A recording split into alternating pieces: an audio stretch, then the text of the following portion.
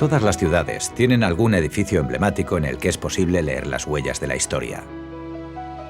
En la ciudad de Ourense está el que fue convento de San Francisco, convertido después en cuartel y actualmente archivo histórico provincial.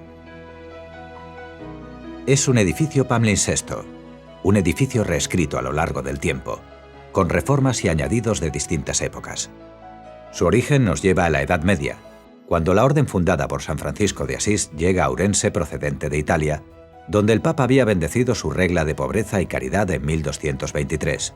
Entre mediados y finales del siglo XIII, los franciscanos se establecen en la ciudad de Ourense y fundan en Allariz un convento de clarisas, rama femenina de la orden.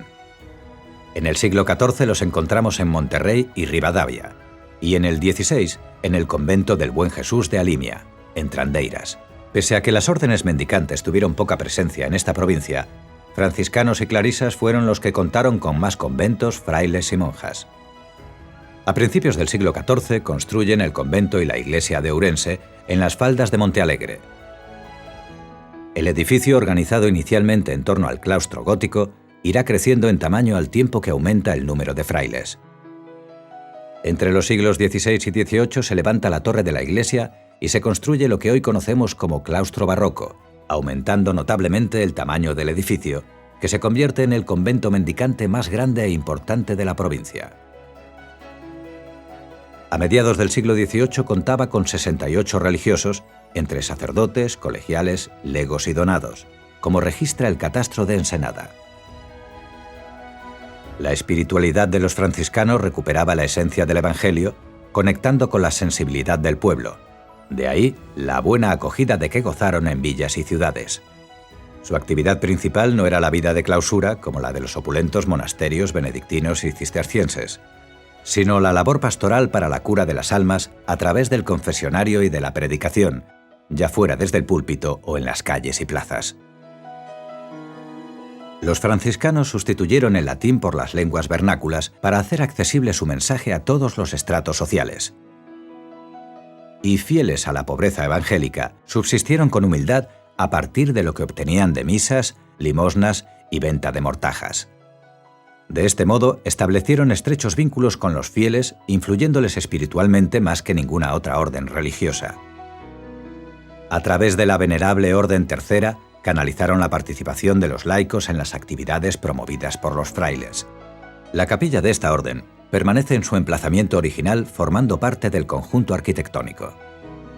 Los conventos franciscanos, construidos en el novedoso estilo gótico del siglo XIII, se convirtieron en la arquitectura propia del mundo urbano bajomedieval.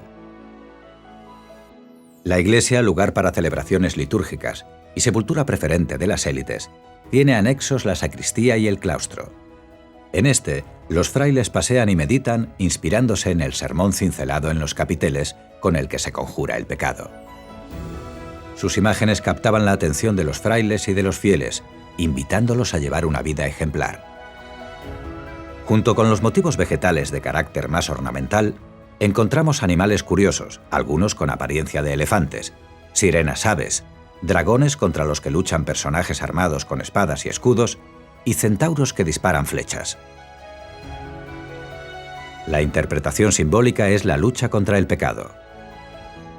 El claustro de San Francisco de Ourense es una joya artística declarada Monumento Histórico Artístico en 1923.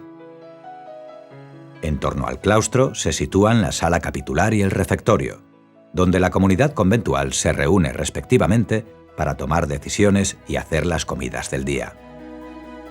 Sobre la alimentación de los frailes y otros aspectos de su vida cotidiana, nos informan los libros de caja en los que se enumeran todos los gastos realizados por la comunidad.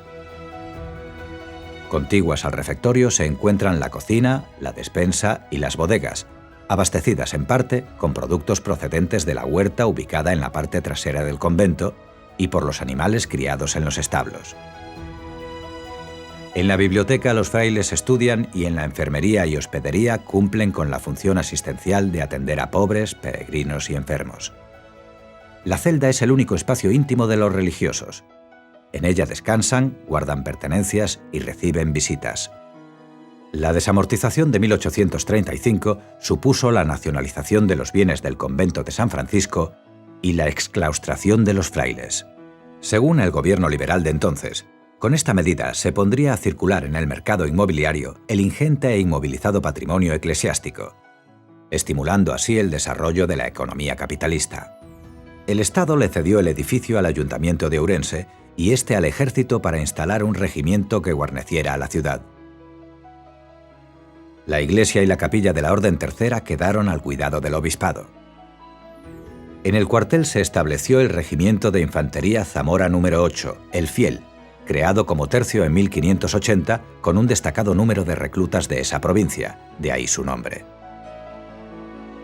La vida castrense adaptó el edificio a esta funcionalidad y a principios del siglo XX se levanta una nueva fachada principal de estilo neogótico con almenas de aspecto marcial. También se construyó un edificio destinado a dormitorios de las compañías, cocinas y comedor. Pese a estas transformaciones, la función de cuartel garantizó la conservación del inmueble, a diferencia de lo ocurrido con otros conventos mendicantes de la provincia, que o bien desaparecieron o de los que quedan pocos vestigios, cuando no ruinas. La alteración más discutible del conjunto arquitectónico de San Francisco fue el traslado de la iglesia al Parque de San Lázaro, iniciada en 1928 y finalizada en 1951. Fue promovida cuando los franciscanos retornan a la ciudad y contó con el beneplácito del obispado, titular del templo, y de los responsables de patrimonio de la época.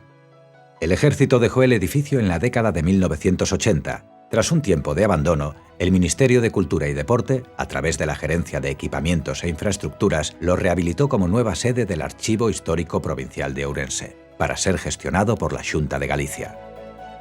Así, en la actualidad, el edificio cumple una nueva función social como continente de una de las instituciones culturales más importantes de la provincia, custodiando un ingente patrimonio documental con una antigüedad de más de 1000 años. Las nuevas dependencias permitirán conservar y difundir esa parte tan importante de nuestra memoria colectiva, un legado del pasado para las generaciones futuras.